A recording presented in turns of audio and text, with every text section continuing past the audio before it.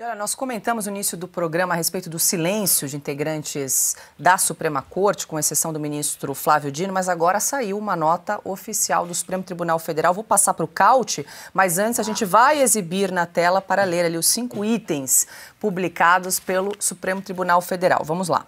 Em razão das sanções aplicadas ao ministro Alexandre de Moraes, um de seus integrantes, o Supremo Tribunal Federal vem se pronunciar na forma abaixo.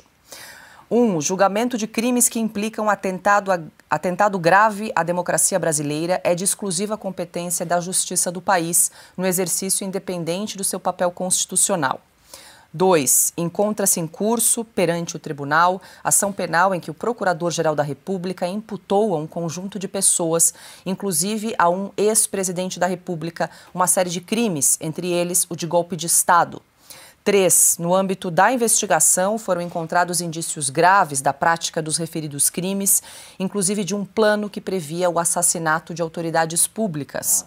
4. Todas as decisões tomadas pelo relator do processo foram confirmadas pelo colegiado competente. 5. O Supremo Tribunal Federal não se desviará do seu papel de cumprir a Constituição e as leis do país, que asseguram a todos os envolvidos o devido processo legal e um julgamento justo. 6. O tribunal manifesta solidariedade ao ministro Alexandre de Moraes. Está aí, então, Caute, nota publicada agora há pouco pelo Supremo Tribunal Federal, aí mostrando o corporativismo, né, o espírito de corpo em solidariedade ao ministro Alexandre de Moraes nesse momento.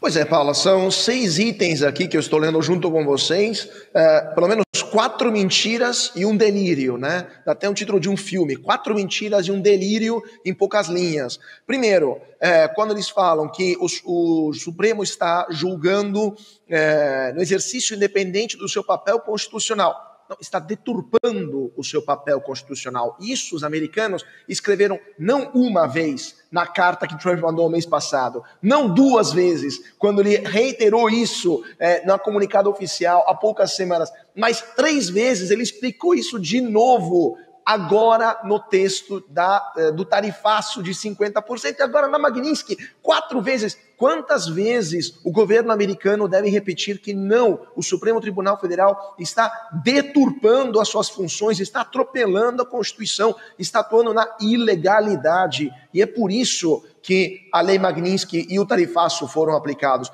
Mas, de novo, no ponto 3 falam, foram encontrados indícios graves da prática dos referidos crimes. Indícios quais? Que tem uma minuta fantasma, um golpe que nunca existiu e que a gente nunca viu. Vocês acham que nos Estados Unidos ou em qualquer corte internacional, um processo baseado num documento que ninguém nunca viu e numa delação de um assistente, de um ajudante de campo do Bolsonaro que disse que foi coagido a falar, valeria como prova? É óbvio que não. Então, segunda mentira. Terceira mentira.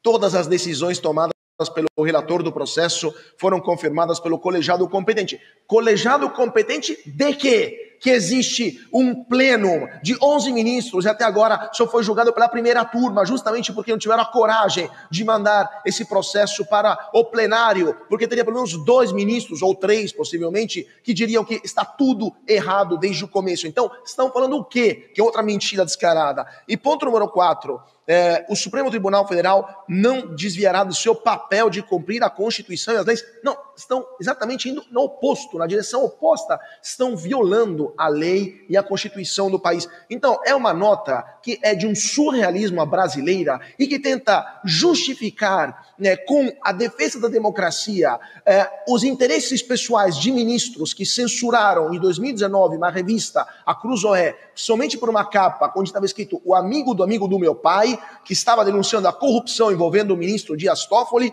estão tentando encobertar um governo que é corrupto até a medula e está roubando dinheiro até mesmo dos aposentados brasileiros, e isso eles querem jogar, querem defender, querem contrabandear como defesa da democracia e pretendem que alguém aqui no Brasil ou em Washington acredite nisso. Francamente, é uma palhaçada que vai, inclusive isso daqui, quero ver quem vai defender isso no plenário, porque a Lei Magnitsky tem para todos, não só para o ministro Alexandre de Moraes. Então, é falta de vergonha em uma cara que não tem o mínimo de credibilidade perante a opinião pública brasileira.